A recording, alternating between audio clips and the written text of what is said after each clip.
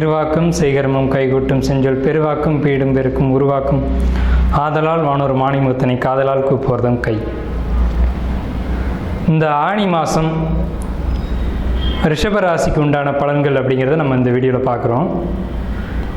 இந்த ஆணி மாதத்துக்கு ஜோதிடத்தில் என்ன சொல்லப்பட்டிருக்கு அப்படின்னு கேட்டிங்கன்னா, சைத்திர புண்ணிய காலம் அப்படின்றத சொல்லியிருக்கு.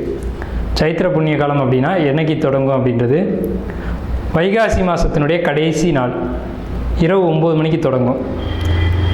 ஒவ்வொரு மாதத்துக்குமே ஒவ்வொரு புண்ணிய காலம் உண்டு. அதில் இந்த ஆணி மாதத்துக்கான புண்ணிய காலம் அப்படிங்கிறது சைத்திர புண்ணிய காலம் அல்லது தக்ஷணாயன புண்ணிய காலம்னு ஒரு பேர் சூட்டியிருக்காங்க. அப்போ இந்த புண்ணிய காலம் தொடங்கிறது ஆணி மாதம் 1ஆம் தேதினா வைகாசி மாதம் 32ஆம் தேதியே இரவு தொடங்கிடும், 9 மணிக்கெலாம் தொடங்கிடும். இந்த காலகட்டங்களில் சிவன் வழிபாடும் சிவன் வழிபாடு பண்ணலாம், இல்லை அப்படின்னா அம்பாள் வழிபாடு பண்ணலாம், அதே மாதிரி முருகர் வழிபாடு பண்ணலாம், கணபதி வழிபாடு பண்ணலாம். இது எல்லாம் சேர்ந்த மாதிரி வழிபாடு பண்ணலாம், அல்லது தனித்தனியாக வழிபாடு பண்ணலாம். ஞானிகளையோ ரிஷிகளையோ சித்தர்களையோ வழிபாடு பண்ணலாம் அப்படின்ற ஒரு கான்செப்ட் கொடுத்துருக்காங்க. இதனால் என்ன சார் நன்மை அப்படின்னா, நம்மளுடைய பாவ கர்மாக்கள் குறையும் அப்படின்றது ஒரு கூற்று இருக்குது. ஸோ இந்த சைத்திர புண்ணிய காலம் அல்லது தக்ஷணாய புண்ணிய காலம் அப்படிங்கிறத நம்ம ஒவ்வொரு மாதத்தினுடைய தொடக்கத்திலே பார்த்துக்கணும். ஸோ இந்த தக்ஷண புண்ணிய காலத்தில் இந்த ரிஷபராசிக்கு உண்டான பலன்கள் நம்ம எடுக்கும்போது பாசிட்டிவான பலன்கள் இருக்குது, நிறைய பாசிட்டிவான பலன்கள் இருக்குது. சின்ன சின்ன நெகட்டிவ் இருக்க தான் செய்யும், அது எந்த ஒரு ராசிக்கும் இருக்க தான் செய்யும். ராசி பலன் அப்படின்னு சொல்லிட்டாலுமே பொதுப்படையானது தான். ஏன்னா இப்போது ஒவ்வொரு ஜாதகமும் ஒவ்வொரு விதி அமைப்பை கொண்டு இந்த பூமியில் பிறக்கிறாங்க. இந்தந்த காலகட்டங்களில் இந்த தேதியில் இந்த நேரத்தில் இந்த நபரை இவர் சந்திக்கணும், இந்த சம்பவத்தை இவர் சந்திக்கணும்னு எழுதப்பட்டிருக்கு. அது இல்லாமல் ஒரு 10 கோடி மக்கள் தொகையில் ஒரு 1.5 கோடி மக்கள் தொகையில் ரிஷபராசிக்காரங்க இருக்காங்க அப்படின்றப்போ இவங்க எல்லாருக்கும் நம்ம சொல்லணும் அப்படின்னா அது பொதுப்படையாக தான் இருக்கும். அவங்க எல்லாருக்கும் அந்த சம்பவம் நடக்குமானா அது கேள்விக்குறியான ஒரு விஷயந்தான். ஸோ அப்படி இருக்கும்போதும் ராசி பலன்கள் ஏன் பார்க்கணும் அப்படின்ற ஒரு கேள்வி உங்களுக்குள்ளே வரலாம். அது நியாயமான கேள்வி தான். இப்போ ராசி பலனில் சொல்லப்பட்ட விஷயங்கள் ஒரு 50% உங்களுக்கு நடந்தே தீரும். அப்போ ராசி பலன் பார்க்கணுமா வேண்டாமான்ற ஒரு கேள்வி உங்களுக்குள்ளே எழுந்தால் பார்க்கணும், ஆனால் அதையே முழுசாக நம்பக்கூடாது. அப்போ என்ன சார் பார்க்கணும் அப்படின்னு கேட்டிங்கன்னா, ராசி பலனையும் பார்க்கணும், உங்கள் சுயஜாதகத்தையும் பார்த்துக்கணும். இப்போ 12 மாதங்கள் இருக்குது அப்படின்னு சொன்னீங்கன்னா 4 மாதத்துக்கு ஒரு முறையாவது உங்கள் ஜாதகத்தை, ஆனால் அடிக்கடி பார்க்க சொல்லலை, ஒரு 4 மாதம் அல்லது 5 மாதம் கூட விட்டு உங்களுடைய ஃபேமிலி ஜோசியரோ அல்லது உங்களுக்கு தெரிஞ்ச ஜோசியரோ அல்லது மீடியாவில் வரக்கூடிய எங்களை மாதிரி ஜோசியர்களையோ அணுகி, சார் இந்த காலகட்டங்களில் எங்களுக்கு எப்படி இருக்குது அப்படின்றத கண்டிப்பாக ஒவ்வொருத்தரும் தெரிஞ்சுக்கணும். இதனால் என்ன சார் யூஸ் அப்படின்னு கேட்டிங்கன்னா, ஒரு நல்ல நேரம் வரப்போகுது அப்படின்னாலும் நம்ம சொல்லிடுவோம், ஒரு சின்ன பாதிப்புகள் வரப்போகுது அப்படின்னாலும் நம்ம முன்கூட்டியே எச்சரிச்சிடுவோம். ஸோ இதுதான் ஜாதகம் பார்க்கும் முறை அப்படிங்கிறது. ஸோ இந்த அடிப்படையில் இந்த ராசி பலன்கள் பொதுவானதாக இருந்தாலும் இதுவும் நடக்கும் அப்படிங்கிறதுனால நீங்கள் இந்த ராசி பலனையும் கண்டிப்பாக பார்த்துக்கணும். ஆனால் எந்த அளவுக்கு கடவுள் நம்பிக்கை இல்லாதவங்க இருக்காங்களோ அதை விட அதிகமான நபர்கள் ராசி பலன்கள் மட்டுமே நம்புறத ஒரு வழக்கமாக வச்சுட்டு இருக்காங்க. இது ஒரு தவறான முறை. ராசி பலனையும் கவனிக்கணும், சுயஜாதகத்தையும் பார்த்துக்கணும். நீங்கள் ஜோதிடத்தை மறுக்கிறீங்க அல்லது இறை நம்பிக்கையை மறுக்கிறீங்கன்னா நஷ்டம் எங்களுக்கு இல்லை. ஜோதிடம் எந்த காலத்துலேயும் அழிய போகிறதும் இல்லை, ஆனால் அதனால் இழப்பு உங்களுக்கு தான். ஸோ இந்த மாதத்துக்கான ஆணி மாதத்துக்கான கிரக நிலைகள் அப்படின்னு பார்க்கும்போது ரிஷபராசிக்கு அஷ்டமாதிபதியான குரு ராசியில் இருக்கார். என்ன சார் அஷ்டமாதிபதி ராசிக்கு வந்துட்டார் அப்படின்னு கேட்டிங்கன்னா இது பாசிட்டிவான விஷயம் தான். ஏன்னு கேட்டிங்கன்னா அதே அஷ்டமாதிபதி தான் பாக்கியாதிபதி இல்லை தன லாபாதிபதினு வர்றார். 11ஆம் வீட்டு அதிபதியாக அவர் ராசியில் நிற்கிறார். ஸோ இது ஒரு பாசிட்டிவான விஷயம். ஆனால் இந்த குரு பகவான் ரிஷபராசியில் பகை வீட்டில் தான் நிற்கிறாங்க. பகை வீட்டில் நின்னாலும் அவர் கொடுக்க வேண்டிய பலன்களை மறுக்க முடியாது, அவர் கொடுக்க தான் செய்வார். ஸோ இதுக்கான பலன்களை நம்ம பார்ப்போம். முதல்ல ராசியில் கிரக நிலைகள் அப்படிங்கின்னு பார்க்கும்போது தனஸ்தானம்னு சொல்லக்கூடிய 2ஆம் வீட்டில் சுக்கிரன் புதன் சூரியன் அப்படின்ற 3 கிரகங்கள் இருக்குது. கன்னி ராசியில் 5ஆம் இடம் சொல்லக்கூடிய கன்னி ராசியில் கேது பகவான் இருக்காங்க. 10ஆம் பாவம்னு சொல்லக்கூடிய கர்மஸ்தானத்தில் கும்பராசியில் சனி பகவான் இருக்காங்க. லாபஸ்தானம்னு சொல்லக்கூடிய குருவினுடைய மனையில் மீனராசியில் 11ஆம் வீட்டில் ராகு பகவான் இருக்காங்க. தன்னுடைய சொந்த வீடான மேஷ வீட்டில் செவ்வாய் பகவான் ஆட்சி பலமாக 12ஆம் வீட்டில் பிரேஸ்தானத்தில் அமர்ந்திருக்காங்க. அப்போது ஒரு ராசி எடுத்துக்கும்போது இப்படி 12 பாவங்களே பிரித்து 12 ராசிகளை பிரித்து அதுக்கான தனித்தன்மைகள் கொடுக்கப்பட்டிருக்கு ஜோதிட சாஸ்திரத்தில். அப்போ 12 பாவங்களும் சுப பாவங்களும் இல்லை, 12 பாவங்களும் அசுப பாவங்களும் இல்லை. ஆனால் அதிகபட்சமான அசுப நிலைகளை ஒரு பாவங்களும் அதிகபட்சமான சுப நிலைகளை ஒரு பாவங்களும் கொண்டிருக்கும். இதில் இருக்கக்கூடிய கிரக நிலைகளை வச்சு தான் நம்ம பலன்கள் கணிக்கிறோம். அந்த வகையில் ரிஷபராசிக்கு நம்ம பலன் கணிக்கும்போது 75% நல்ல பலன்கள் தான் இருக்குது. ஸோ இப்போ நம்ம பலன்கள் என்ன அப்படின்றதுக்குள்ளே போவோம். நம்ம ராசி பலன் சொல்கிறது ஓரளவுக்கு தான் சொல்ல முடியும். சுயஜாதம் தான் ஒரு விஷயத்தை முழுமையாக டிட்டர்மின் பண்ணி சொல்ல முடியும், தீர்மானமாக சொல்ல முடியும். ஸோ இப்போ ராசி பலன்களை நம்ம போகும்போது ரிஷபராசிக்கு இந்த கிரக நிலைகள் கொண்டு நம்ம கணிக்கும்போது 75% நல்ல பலன்கள் இருக்குது அப்படின்றத நம்ம சொல்லிட்டோம். என்ன நன்மை சார் அப்படின்னு கேட்டிங்கன்னா, வீடு, வண்டி, வாகனம், சொத்து சேர்க்கைகள் இந்த ஆனி மாதத்தில் நிச்சயமாக ரிஷபராசிக்கு உண்டு. அதே நேரத்தில் கடன் அப்படின்றது கிடைக்கும். கடனை பலர் தொந்தரவாக எடுத்துக்கோங்க, நிறைய பேருக்கு அது ஒரு பாக்கியமாகவும் இருக்கும். இது என்ன கடன் கேட்டிங்கன்னா, இது உங்களுக்கு லாபத்தை தரக்கூடிய கடனாக உங்களுக்கு வருது. ஏன்னு கேட்டிங்கன்னா, 2ஆம் வீட்டில் 6ஆம் அதிபதி, 6ஆம் அதிபதி 2க்கு வந்துட்டாலே அது பாக்கியமான கடன் தான். கடன் கொடுத்துட்டு வாங்கிறதுக்கு கொடுத்தவங்க யோசிப்பாங்க. அப்போ இது எங்கே உங்களுக்கு கடன் கிடைக்கும்னா, பேங்க் சம்மந்தப்பட்ட கடனுக்கு கிடைக்கும், அல்லது பெரிய ஃபைனான்ஸு இது மாதிரி பெரிய இடங்கள்லேருந்து பணம் கிடைக்கும். இவங்கெல்லாம் டீசெண்டாக கொடுத்து டீசெண்டாக வாங்கக்கூடிய ஒரு இடத்துல கடன் வாங்குவீங்க அப்படின்ற மாதிரி சொல்கிறோம். வட்டிகள் அதிகமாக இருக்காது, ஒரு நியாயமான வட்டி கொடுக்கக்கூடிய இடத்துலேருந்து கடன் வாங்குவீங்க. கடன் நிச்சயம் கிடைக்கும். கடன் அப்படின்னு பயமுறுத்துறீங்க அப்படின்னா அப்படிலாம் கிடையாது. இந்த கடன் வாழ்க்கைக்கு தேவையான கடன். இப்போ நீங்கள் வாங்கக்கூடிய கடன் எதுக்காக இருக்கும் அப்படின்னு கேட்டிங்கன்னா, நீங்கள் முழுமையாக வீடியோ பார்த்தீங்கன்னா அது புரியும். வாங்கக்கூடிய கடன் உங்கள் லைஃப் லாங் நீங்கள் சம்பாதிச்சு சேர்க்க வேண்டிய வீடு கட்டுறதா இருக்கும், வாகனம் வாங்குறதா இருக்கட்டும், அல்லது ஒரு கார் வாங்கணும்னு ஒருத்தருக்கு ஒரு லட்சியம் இருக்கலாம், ஒரு ஜாதகம் இருக்குது. அந்த நீங்கள் ஆசைப்பட்ட ஒரு கார் நீங்கள் இந்த டைமில் வாங்குவீங்க. சிலருக்கு வீடு, தோப்பு எல்லாம் சேர்த்து வாங்கணுன்ற எண்ணங்கள் இருக்கும். ஸோ 4 குடையவன் 2ஆம் வீட்டில் இருக்கிறதுனால, அந்த சூரியனாக இருக்கிறதுனால, 4 குடைய சூரியன் தனஸ்தானம் சொல்லக்கூடிய 2ஆம் வீட்டில் இருக்கிறதுனால பண்ணை வீடுகள் அல்லது தோப்பு வீடுகள் இது மாதிரி வாங்கணும்னு நீங்கள் நினச்சிட்ருப்பீங்க. அது கிடைக்கும்.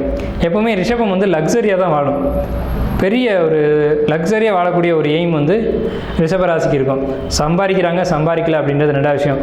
ரிஷபராசி எப்பவுமே சாதாரண உழைப்பை உழைச்சாலும் பெரிய அளவில் வருமானம் வரும். இவங்களுக்கு செலவுகள் எப்போவுமே ஆடம்பர செலவாக தான் இருக்கும். ரிஷபராசியை பொறுத்த வரைக்கும் ஆடம்பர செலவு பண்ணுறதுல யோசிக்கவே மாட்டாங்க. அதே மாதிரி வட்டிக்கு கடன் வாங்குறதும் யோசிக்க மாட்டாங்க. ஆனால் வட்டிக்கு கடன் வாங்கினீங்க அப்படின்னாலும் அந்த வட்டியை கட்டக்கூடிய ஒரு திறன் ரிஷபராசிக்கிட்ட எப்போவுமே உண்டு. ஸோ நீங்கள் வாங்கக்கூடிய கடனால் உங்களுக்கு லாபம் உண்டு. அதனால் நீங்கள் வீடு அல்லது சொத்து இது மாதிரி பெரிய ஒரு விஷயத்தை தான் நீங்கள் செய்வீங்க. தொழிலுக்காக கடன் வாங்குவீங்க. தொழில் பெரிய அளவில் விருத்தி அடையும் அப்படிங்கிறது இந்த மாதத்தில் உண்டு. ஏன்னு கேட்டிங்கன்னா, உங்களுக்கு 10ஆம் வீட்டு அதிபதி கேந்திரம் ஏறி 10ஆம் வீட்டிலே இருக்காங்க. 10ஆம் வீட்டுக்கு கேந்திரஸ்தானம் பேர். கேந்திராதிபதி கேந்திரத்திலேருந்து அது மிகப்பெரிய ஒரு யோகம். அப்போ 10 கூடிய கேந்திராதிபதி 10லே இருக்காங்க. ஸோ இது ரொம்ப பாசிட்டிவாக இருக்குது. இப்போ ரிஷபம் தொழில் எப்படி பண்ணும் அப்படின்னு கேட்டிங்கன்னா, பிரம்மாண்டமாக தான் பண்ணும். பெரிய அளவில் தான் எதை எடுத்துக்கிட்டாலுமே ரிஷபம் பெரிய அளவில் தான் பண்ணுவீங்க. இப்போது ரிஷபத்துக்கு 10ஆம் வீட்டில் 10ஆம் இடத்து அதிபதியான சனி பகவான் ஆட்சி பலமாக இருக்கிறதுனால இது ஒரு பெரிய சிறப்பு. என்னென்னு கேட்டிங்கன்னா, தொழிலில் நல்ல ஒரு விருத்தி ஆகும். தொழில் விருத்தி ஆகிறதுக்காகவும் கடன் வாங்குவீங்க. இந்த கடனை வாங்கி நீங்கள் சும்மா வீடு, வண்டி, வாகனம், சொத்து, வீட்டு செலவுகள் மட்டும் பார்க்காம தொழில் ரீதியான விஷயங்கள்லையும் நீங்கள் இன்வெஸ்ட் பண்ணுவீங்க. அதுக்கான லாபமும் உங்களுக்கு ஈக்குவலாக கிடைக்கும். அப்போ தொழிலில் கிடைக்கிற லாபத்தையும் எடுத்து போட்டு என்ன பண்ணுவீங்கன்னா திருப்பி கடன் வாங்குவீங்க. நல்லா புரியுதுங்களா? எப்படின்னு கேட்டிங்கன்னா, தொழிலில் வருமானம் இருக்குது, லாபம் கிடைக்குது. அந்த லாபம் பிரம்மாண்டமாக கிடைக்குது. அந்த லாபத்தில் வீட்டு செலவும் பார்த்துக்கிட்டு தொழிலுக்கான ஒரு இன்வெஸ்ட்மெண்ட்டாகவும் பண்ணுவீங்க. அந்த தொழிலுக்கான இன்வெஸ்ட்மெண்ட் பண்ணும்போது அந்த மணியை காட்டி, அந்த பணத்தை காட்டி பேங்க்கில் கடன் வாங்குவீங்க. இப்போ ஆரம்பத்திலே சொன்னேன், பேங்க்கில் கடன் வாங்க போகிறீங்கன்னா சும்மா கொடுக்க மாட்டாங்க பேங்க்கில் கடன். அதுக்கு நம்ம ஒரு இன்கம் ஒரு சோர்ஸை காமிக்கணும். அதுக்கு இந்த தொழிலில் கிடைக்கிற லாபத்தை நீங்கள் அருமையாக காமிப்பீங்க. ஸோ உங்களுக்கு எந்த வகையில் பார்த்துக்கிட்டீங்க அப்படின்னாலும் உங்களுக்கு பாசிட்டிவான விஷயங்கள் தொழிலில் உங்களுக்கு இருக்குது, அதே மாதிரி வருமானத்தில் இருக்குது, கடன் இருக்குது. அந்த கடன் ரொம்ப பாசிட்டிவாக இருக்குன்றதை ரொம்ப அழகாக உங்களுக்கு சுட்டி காட்டியிருக்கேன். எப்படி அது அப்படின்றத ரொம்ப வரிசையாக தொழில் லாபம் நஷ்டம் வரவு அப்படின்ற அளவில் அழகாக கொடுத்து காமிச்சிருக்கேன். இப்போ உங்களுக்கு அதாவது உங்களுக்கு நல்ல விஷயம் இருக்குன்றத பயமுறுத்தாமல் சொல்லணும். அது ஒரு ஜோசியருடைய கடமை. ரொம்ப அதை அழகாக ஹேண்டில் பண்ணிக்கன்னு நான் நினைக்கிறேன். ஏன்னா உங்களுக்கு அந்த ஆனி மாதம் வந்து உங்களுக்கு அந்த ஒரு அமைப்பில் தான் போகுது. தொழிலில் கிடைக்கிற லாபத்தை அழகாக அதை பேங்க்கில் காட்டி கடன் வாங்கி அந்த கடன் மூலமாக இன்னொரு சோர்ஸை ஏற்படுத்தி நீங்கள் இன்கம் சேர்க்க போகிறீங்க அப்படின்றத நான் அழகாக சுட்டி காமிச்சிருக்கேன். இப்போ வந்து உங்களுக்கு எங்கேருந்து கடன் கிடைக்குன்ற வரைக்கும் நம்ம சொல்லியிருக்கோம். கடன் வந்து எங்கேருந்து கிடைக்கும் அப்படின்ற வரைக்கும் நம்ம சொல்லியிருக்கோம். இப்போ உங்களுக்கு வந்து லாபஸ்தானம் சொல்லக்கூடிய 11ஆம் வீட்டில் ராகு பகவான் இருக்கிறது பாசிட்டிவாக நெகட்டிவா அப்படின்ற ஒரு கேள்வி இருக்கும். பாசிட்டிவ் தான். இப்போ வந்து நிறைய சிந்தனைகள் உங்களுக்குள்ளே தோணிக்கிட்டே இருக்கும். ராகு எங்கே இருக்காரோ அங்கே ஒரு பேராசையை தூண்டி விட்டுக்கிட்டே இருப்பார். லாபம் நோக்கி உங்களுக்கு பேராசையை தூண்டுவார். இதன் மூலமாக பயணங்கள் நிறைய இருக்கும், தேடல்கள் அதிகமாக இருக்கும், கடினமாக உழைப்பீங்க. அது நீண்ட காலம் அந்த லாபம் கிடைக்குமா அப்படின்னு கேட்டால் அது உங்கள் சுயஜாதத்தை தான் பார்க்கணும். ஸோ தசாபத்திகள் அதுக்கு ரொம்ப முக்கியம். அதனால தான் நம்ம அப்படி சொல்கிறோம். ஸோ 11ஆம் இடத்து ராகு தூக்கத்தை கெடுக்கும் அப்படின்ற ஒரு விதி உண்டு. ஏன்னா பேராசைகள் தூண்டும் போது அந்த ஆசையின் பின்னாடி தான் நம்ம ஓடுவோம். அப்போ வந்து என்ன நடக்கும்னு கேட்டிங்கன்னா தூக்கம் கெடும், நிம்மதி கெடும் அப்படின்ற ஒரு அமைப்பு இருக்குது. 12ஆம் வீட்டில் செவ்வாய் பகவான் ஆட்சி பலமாக இருக்கிறதுனால உங்களுக்கு வந்து என்ன ஒரு விஷயம்னு கேட்டிங்கன்னா 12ஆம் இடம் ஸ்ட்ராங்காக இருக்குது. ஒரு மனிதனுடைய அதாவது நம்ம வந்து இங்கே எப்படி ஒரு மனிதன் ஒரு நடந்து போகணும் அப்படின்னா கூட கால் பாதங்கள் ரொம்ப முக்கியம். 12ஆம் இடம் ஸ்ட்ராங்காக இருக்குது. பாதம் தான் 12ஆம் இடம்னு சொல்லுவோம். அப்போ வந்து ஒரு விஷயம் 12ஆம் இடம் ஸ்ட்ராங்காக இருந்தால் தான் ஒரு ஜாதகமே வலிமை அடையுது.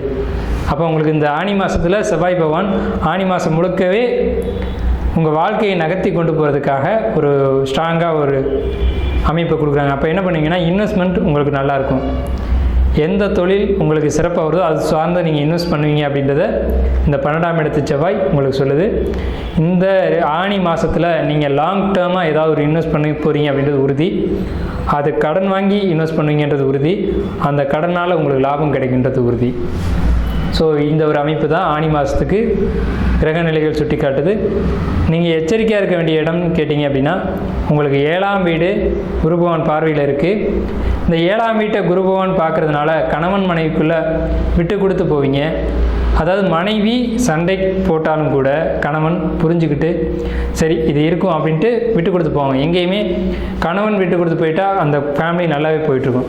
ஸோ அந்த சம்பவம் வந்து இந்த மாதத்தில் ஆனி மாதத்தில் ரிஷப ராசிக்கு நடக்கும். ஏன்னு கேட்டிங்கன்னா 7ஆம் இடத்தை குரு பார்க்குறாங்க. இல்லை அப்படின்னா கூட மனைவி ரொம்ப ஒத்து போவாங்க. வாழ்க்கை துணை அப்படின்ற ஒரு இடத்த தான் நம்ம சுட்டி காட்டுறோம். வாழ்க்கை துணை ரொம்ப அட்ஜஸ்ட் பண்ணி சந்தோஷமாக ஓட்டுவாங்க. ஏன்னா வாழ்க்கை துணை அப்படின்ற ஒரு விஷயம் இருக்குது.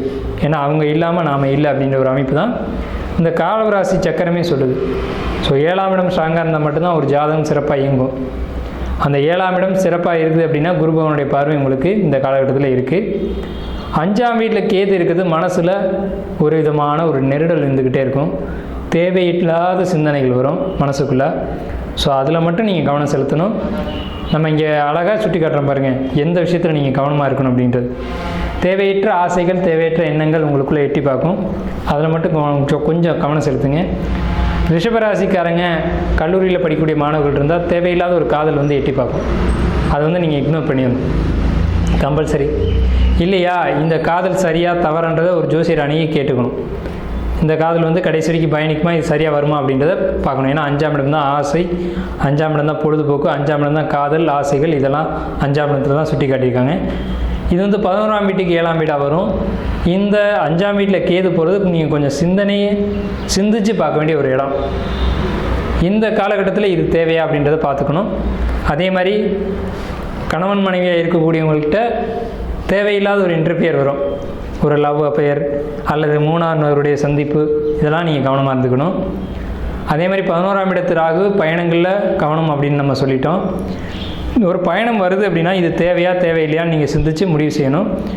மற்றபடி தொழில் நல்லா இருக்குது, வருமானம் நல்லா இருக்குது, சொத்து சேர்க்கை நல்லா இருக்குது, குடும்ப வாழ்க்கை நல்லா இருக்குது. இந்த இடங்கள் மட்டும் கவனமாக இருக்க வேண்டிய இடங்கள் அப்படின்றத நம்ம சுட்டி காட்டியிருக்கோம். கடைசி இந்த இடம் வந்து ரொம்ப ரொம்ப ரொம்ப முக்கியமாக நீங்கள் கவனிக்க வேண்டிய இடம் என்னென்னு கேட்டிங்கன்னா, இந்த ரிஷபராசிக்காரங்க ஷேர் மார்க்கெட்டில் யாரெல்லாம் இன்வெஸ்ட் பண்ணுறீங்களோ, ரிஷபம் அப்படின்னாலே ஷேர் மார்க்கெட்டில் கவனம் செலுத்தும். 6ஆம் வீட்டு அதிபதி 2ஆம் வீட்டில் இருக்கிறதுனால ஷேர் மார்க்கெட்டில் இந்த ஆனி மாதத்தில் உங்களுக்கு பெரிய லாபங்கள் கிடைக்கும். சரி என்ன விஷயத்தில் இன்வெஸ்ட் பண்ணலாம், என்ன விஷயத்தில் இன்வெஸ்ட் பண்ணக்கூடாது அப்படின்றதில் நீங்கள் கவனமாக இருக்கணும். தங்கம், நகைகள், தங்கம்னு இல்லை, பொதுவாக நகை சார்ந்து எதில் இன்வெஸ்ட் பண்ணிங்கனாலும் உங்களுக்கு லாபம் அதிகமாக கிடைக்கும். அதே மாதிரி கைவினை பொருட்கள் அப்படின்னு சொல்லக்கூடிய பொருட்கள், அதாவது உங்களுக்கு வந்து எலக்ட்ரானிக்ஸ் இது சம்மந்தப்பட்ட பொருட்களில் இன்வெஸ்ட் பண்ணிங்கனாலும் ஷேர் மார்க்கெட்டில் நல்ல லாபம் கிடைக்கும். அதே மாதிரி எழுது பொருட்கள், டாக்குமெண்ட்ஸு, பத்திரம் இந்த சார்ந்து உங்களுக்கு நீங்கள் இன்வெஸ்ட் பண்ணிங்கனாலும் உங்களுக்கு அதில் நிறைய லாபம் கிடைக்கும். சிஸ்டம் ஓரியன்டான அது உங்களுக்கு வந்து இது காஸ்மெட்டிக்ஸ் ஐட்டம், அதே மாதிரி கம்ப்யூட்ரு, கேமரா இது சார்ந்து நீங்கள் இன்வெஸ்ட் பண்ணிங்க அப்படின்னாலும் இது வந்து உங்களுக்கு பெரிய லாபத்தை ரிஷபராசிக்கு இந்த ஆனி மாதத்தில் கொடுக்கும். லிக்யூடு, எண்ணெய், திரவ பொருட்கள் இதில் இன்வெஸ்ட் பண்ணுறது கொஞ்சம் எச்சரிக்கையாக இருக்கணும். அதுக்கு உங்கள் சுய ஜாதகம் சப்போர்ட் பண்ணுதான்னு ஒரு முறை நீங்கள் ஜோசியர்கள்ட்ட கேட்டுக்கணும். ஏன்னா இப்போ காலகட்டத்தின்படி அது சரியாக இல்லை. பிளாஸ்டிக் ஐட்டம் இது கொஞ்சம் லாபத்தை கொடுக்கும், சில நேரங்களில் சரிவுகளையும் கொடுக்கும். ஸோ ஷேர் மார்க்கெட்டில் இந்த மாதம் ரிஷபராசிக்கு நல்ல லாபம் உண்டு, தொழிலில் நல்ல லாபம் உண்டு. இது மாதிரி யூக வணிகம் அப்படின்னு சொல்லக்கூடிய இடத்துல லாபம் உண்டு. ஆனால் 5ஆம் இடத்துல கேது போகிறதுனால நீங்கள் ஜோசியர்கள்ட்ட ஒரு தடவை கன்சல்ட் பண்ணிக்கணும். ஏன்னா யூக வணிகம், ஷேர் மார்க்கெட் இதெல்லாம் வந்து 5ஆம் பாவத்தில் வரும். 5ஆம் பாவக அதிபதி ஸ்ட்ராங்காக இருக்கார், அதனால் பண்ணுங்கன்னு சொல்கிறேன். ஆனால் 5ஆம் பாவத்தில் கேது போகிறது அங்கே நீங்கள் சிந்திச்சு செய்யணும் அப்படின்றத இங்கே சொல்லுது. இதுதான் இந்த ரிஷபராசிக்கு ஆனி மாதத்துக்கு உண்டான பலன்கள். வாழ்த்துக்கள்.